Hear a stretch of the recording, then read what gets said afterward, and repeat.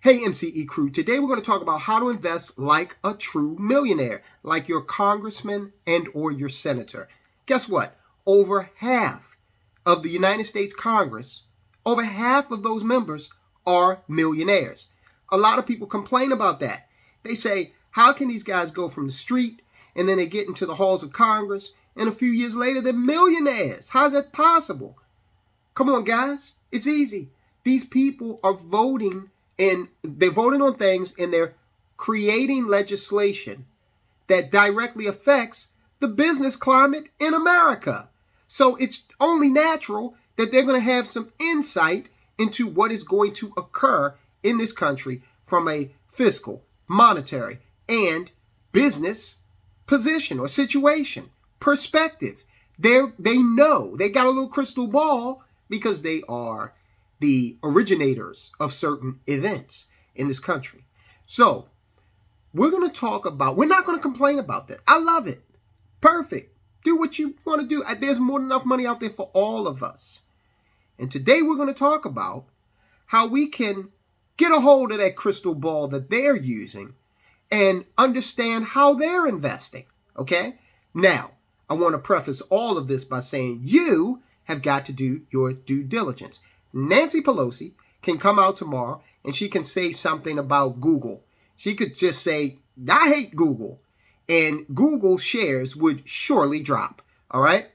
It happened, don't believe me, it happened when George W. Bush, not George W., but his father, George H.W. Bush, back in the day, he said he didn't like broccoli.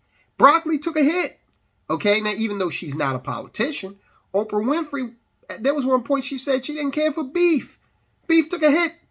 They had the beef producers, they met with her. She had to come out and say, beef's cool. I just don't eat it, but it's cool. So these people, in Congress, they wield an extraordinary amount of power and influence over what's going to happen in this nation from a business standpoint.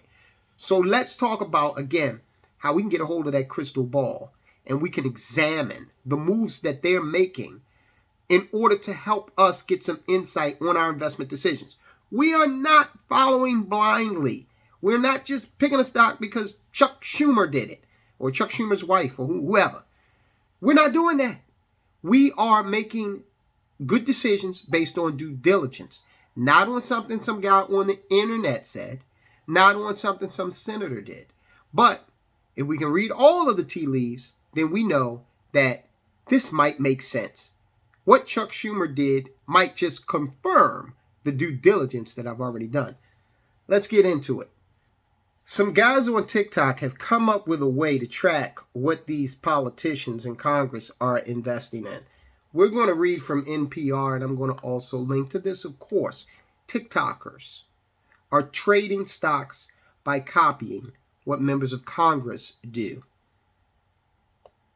Young investors have a new strategy, watching financial disclosures of sitting members of Congress. Now, we already talked about the fact that these are the people that are in the know, okay? They are, and I love this word, I don't get to use it often, they are hobnobbing with the folks on Wall Street, the folks out at the Chicago Board of Trade, the folks at the International Monetary Fund, and so on and so forth. Among a certain community of individual investors on, of all places, TikTok, House Speaker Nancy Pelosi's stock trading disclosures are a treasure trove. Shouts out to Nancy Pelosi, the stock market's biggest whale, said user CEO Watchlist. Another said, I've come to the conclusion that Nancy Pelosi is a psychic, while adding that she is the, quote, queen of investing. Now, why would they say those things? It's because she's probably got a really good track record when it comes to making money in the stock market. How's she doing that? You know how. She knew, declared Chris Joseph, analyzing a particular trade in Nancy Pelosi's financial disclosures. And you would have known if you had followed her portfolio. Last year, Joseph noticed that the trades actually made by Pelosi's investor husband and merely disclosed by the speaker were performing well. So she's got a little buffer there to say, oh, well, I don't own it. Just my husband, just the guy that, we sleep in the same bed. Joseph is the co-founder of a company called Iris, which shows other people's stock trades. In the past year and a half, he has been taking advantage of a law called the Stock Act, which requires lawmakers to disclose stock trades and those of their spouses within 45 days. Now, on Joseph's social investing platform, you can get a push notification every time Pelosi's stock trading disclosures are released. So, all right, we got a little delay between when she does something, or, her husband, but you know the deal, and when it's actually reported. So there's a delay there. But I will bet you, and you would have to research this on your own, and Nancy Pelosi and her husband, they're not day traders, okay? They are investors. They're holding on to this stuff for a minute. I will be willing to bet you a steak dinner on that. He, her husband, is personally, he meaning Joseph, the guy that watches this, is personally investing when he sees which stocks are picked. I'm at the point where if you can't beat them, join them. That's what I was talking about. I don't complain about it. Let's figure out what they're doing to make this money, and let's follow in their footsteps. I'm at the point where if you can't beat them, join them, Joseph told NPR, adding that if he sees trades on her disclosures, quote, I typically do buy. The next one she does, I'm going to buy. A Pelosi spokesperson said that she does not personally own any stocks and that the transactions are made by her husband. The speaker has no prior knowledge or subsequent involvement in any transactions, said the spokesman. So there's trust her, guys. There's never a time in the Pelosi palatial household where she talks with her husband about anything at all that could affect his investment direction. Just trust her. Still, Joseph views trades by federal lawmakers as, quote, smart money, unquote. I agree. Worth following, and he plans to track a large variety of politicians. We don't want this to be a left versus right thing. We don't really care. We just want to make money, he said. So, see, he's saying, look, I'm not getting tied up in whether or not she's a Republican or he's a Democrat or, forget this guy's an independent. So what? We're just seeing if we can hitch our wagon to their star in order to make some money. This has nothing to do with politics. Pelosi is hardly the only lawmaker making these stock disclosures. So far this year, Senate and House members have filed more than 4,000 financial trading disclosures, with at least $315 million of stocks and bonds bought or sold. That's according to Tim Carambat. Sorry if I mispronounced your name, I'm sorry. Who in 2020 created and now maintains 2 public databases of lawmaker financial transactions. Public databases of lawmaker financial transactions. I'm going to link to these. Check them out. One is called House Stock Watcher and the other is called Senate Stock Watcher. Now, we'll say something about the Senate. In order to win a Senate campaign in the United States Senate, you really got to be a millionaire or have some millionaire friends, okay? Because it's an expensive endeavor. So a lot of those guys and girls go into the Senate already wealthy, already multimillionaires, but they also come out even more wealthy than they went in. I remember Barack Obama, in his book, I think one of his books, he talks about how there was a time where he didn't even have cab fare to get, he made a political speech. He was trying to get back to the hotel and he didn't even have cab fare. Now, oh my God, I don't even know how many millions of dollars Barack Obama is sitting on right now, okay? In fact, he probably lost $500,000 in the seat cushions of his car. He's a very wealthy man. Dinesh Hazija, an assistant professor of strategic management at Augusta University in Georgia, has been studying whether the market moves based on congressional disclosures. His ongoing research suggests that it does. Investors perceive that senators may have insider information, he said. And we see abnormal positive returns when there's a disclosure by a senator. In other words, Hazij's research shows that after the disclosures are published, there's a bump in the price of the stock bought by the lawmakers. So that's telling you two things. It's saying that quite probably the senator knew something, okay, in terms of what would occur with that company. And there are also people paying attention to these disclosures and following the senators. And they are seeing a corresponding increase in the price of the stock. At least one financial services consultant, Matt Widjacks, this guy's got like 5 consonants in his name, and it's only 6 letters. Sir, if I'm mispronouncing it, I'm sorry. Anyway, he's planning on setting up a financial instrument that automatically tracks congressional stock picks. Because in his view, lawmakers are, quote, probably privy to more information than just the general public has. You don't say. Both investors and government watchdogs are interested in these trades because of the possibility that lawmakers could use private information they obtain through their jobs for money-making investment decisions. And look, whoever these government watchdogs are, pay them no attention, all right?